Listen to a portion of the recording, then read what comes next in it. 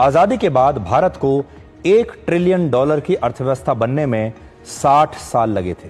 आप बिल्कुल ठीक सुन रहे हैं, 60 साल लगे थे। इसमें करीब 17 साल पंडित जवाहरलाल नेहरू के रहे, लगभग 16 साल उनकी सुपुत्री इंदिरा गांधी के सरकार के रहे, 5 साल उनके पुत्र राजीव गांधी भारत के प्रधानमंत्री रहे। लेकिन उनके कार्यकाल में भारत की अर्थव्यवस्था मिलकर $1 ट्रिलियन के आसपास भी नहीं पहुंची थी।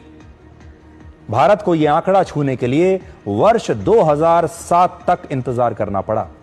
इसके बाद 1 ट्रिलियन से $2 ट्रिलियन की अर्थव्यवस्था बनने में भारत को 7 साल लगे, यानी 100 लाख करोड़ रुपए और आगे जाने के लिए 7 साल और लगे।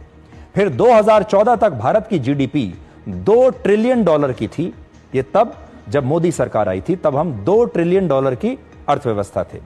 इसके बाद प्रधानमंत्री मोदी के 11 वर्षों के इस कार्यकाल में भारत की जीडीपी, भारत की अर्थव्यवस्था $2 ट्रिलियन से बढ़कर $4 ट्रिलियन हो गई, 400 लाख करोड़ रुपए की हो गई। और इनमें भी 3 ट्रिलियन से 4 ट्रिलियन पर पहुंचने में हमें सिर्फ 4 साल लगे, जबकि कांग्रेस की सरकार में इसमें वर्षों और दशकों तक लग जाया करते थे। आप अंतर देख लीजिए अपनी स्क्रीन पर। 1 ट्रिलियन तक पहुंचने में हमने लिए 60 साल, फिर 1 से 2 पहुंचने में 7 साल, उसके बाद 2 से 3 में 7 साल, और इस बार हमने 3 से 4 तक पहुंचने में, 4 ट्रिलियन तक पहुंचने में सिर्फ 4 साल लिए।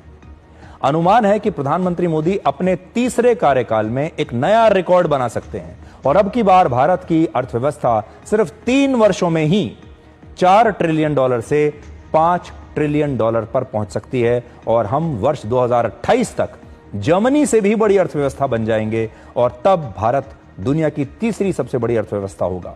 लेकिन इसके बावजूद हमारे देश के कुछ लोग मोदी के विरोध करने के चक्कर में देश की इस उपलब्धि को भी खुले मन से स्वीकार नहीं कर पा रहे हैं। ताली बजाने के लिए उनके हाथ उठ नहीं रहे हैं।